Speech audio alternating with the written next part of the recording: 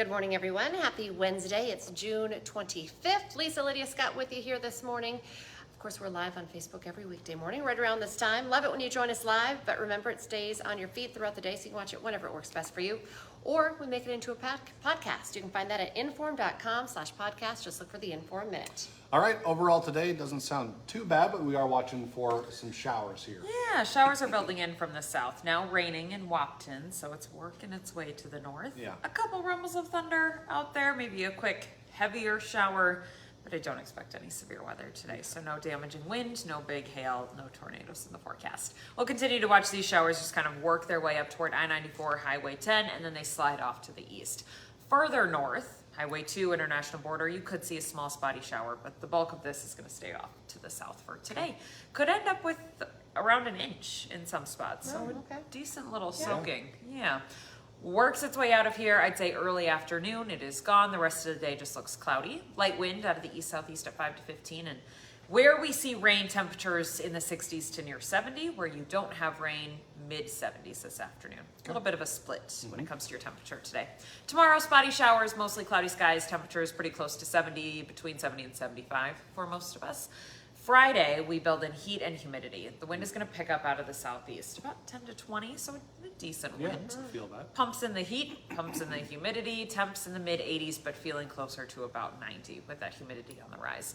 And then a cold front crashes into that. And so that's where we watch out for a line of thunderstorms to develop. Wind and hail look to be the primary threats. Tornado threat is there. It's possible, but it looks unlikely. Okay.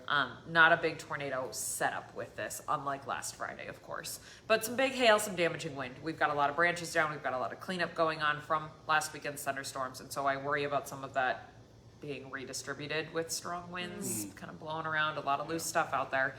And I know it's impossible to ask that it's all picked up by Friday in some situations specifically. So I know that's a big ask, but I just want you to have that heads up that big wind is coming within any of the thunderstorms that do get feisty on Friday night. I'm looking 60 to 70 for miles per hour gusts. Gusts mile per hour. Yeah. 60 to 70. That came out wrong. That's what we're looking at with those thunderstorms as we go into Friday. Late afternoon start out in western North Dakota and then working its way toward us, which puts most of us late evening toward the overnight hours for eastern North Dakota into Minnesota. I'd park the car in the garage, maybe tuck in the patio furniture before you go to bed on Friday night. We wake up Saturday, that's all gone. Saturday time looks good. I've got pop-up thunderstorms, I'd say late afternoon, evening. Once again, hot and sticky. Temperatures upper 80s, dew points close to 70. All right. It's a toasty one. Summer-like. Yes. Breezy on Sunday, still warm, still humid. Temperatures mainly in the 80s into next week. Looks a little drier next week. Right now I have lots of sunshine leading up to the 4th. The 4th is officially on our 10-day forecast. I have a chance of thunder showers right now, but don't cancel anything. Let it ride for now. We'll see what it looks like as we get a little closer. There's always like a thunderstorm chance Yeah, that's on the just 4th. how You know, it it is just how it is. So we'll keep that chance around. We'll see what it looks like as we get a little closer. All right. Okay, pretty summer-like. We kind of kickstarted an active pattern starting today and lasting through Saturday night, I would say. Strongest of the storms Friday night. Cool today, tomorrow, and then the heat and humidity is on into the weekend. Okay. All right, that's all. Sounds good. Thanks. Thank you, Lydia. To our news headlines now. A motorcyclist is seriously hurt after crashing north of West Acres Mall. It happened last night around 7:30 near the intersection of 42nd Street and 9th Avenue South. The driver of the car, 18-year-old Audrey Hansen of Moorhead, was cited for failing to yield. We are still working to get an update on the motorcyclist's condition. Police say a deadly shooting triggered a shelter-in-place order in Red Lake, Minnesota. They say they found a man dead with a gunshot wound on the east end of town just after 7 o'clock Friday night. Investigators then issued an emergency alert for roughly 5 hours while they searched for the shooter. Eventually, officers found that man hiding in a heavily wooded area west of where the shooting happened. He was taken into custody, but police have not released his name yet. Right now, WDAY is working to learn the name of a fourth person whose death is being blamed on Friday's severe weather. This is a story we talked a lot about yesterday on First News and during this podcast as well. Stutzman County Sheriff says a 76-year-old man from rural Courtney died in his sleep after his home lost power and his breathing machine stopped working. Courtney is about 30 minutes north of Jamestown. The sheriff has not yet released the man's name. However, this does now bring the total number of deaths to 4 after the tornadoes near Enderlin claimed the lives of 3 people Friday night. And Cass County Electric is now getting closer to the finish line and restoring power after all those storms blew through the region on Friday. 6,200 members were without power right after it all went down.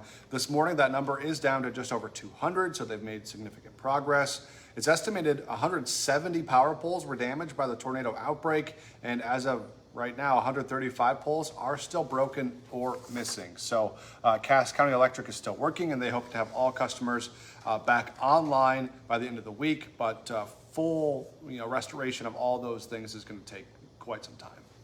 Today, the Stutzman County Fair kicks off in Jamestown. Things are expected to go off without a hitch, even after the storms in our region, and especially in that area last weekend. The fair starts today, runs through Saturday. Gate hours are 3 to 11 today and tomorrow, and then 1 to 11 on Friday and Saturday.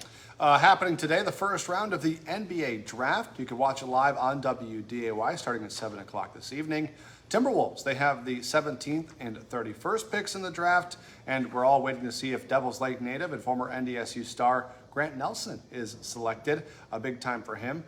He entered the draft after transferring from the Bison to play 2 seasons in Alabama. Nelson's brother tells our partners at the forum it's not really expected that he gets drafted, but he'll likely end up with an NBA team as an undrafted free agent, and that's of course just a chance, and that's all you can ask for. Is a chance It's exciting to go on. to see what he's going to do next, Yeah, because he for will sure. do something. Hot Mic with Dom Izzo coming up 9 to 11 on WDAY Extra. There's another former Bison in the NFL. How Jaden Price went the unorthodox route to sign with the New Orleans Saints. Plus, big question, how did the Gophers beat out Alabama for the top high school player in Minnesota? Dom's going to dig into that. Hot Mic is live from 9 to 11 on WDAY Extra. And don't forget, for just 99 cents a month for your first 3 months, get an all-access pass to our website, inforum.com. Just go to inforum.com/subscribe to get that deal. And join us for our next newscast. It's coming up at 11 this morning, and then we start up again this afternoon at 4, 5, 6, 9, and 10. And we'll be back tomorrow morning with First News from 5 to 7, so be sure to join us then. Have a great day, everyone.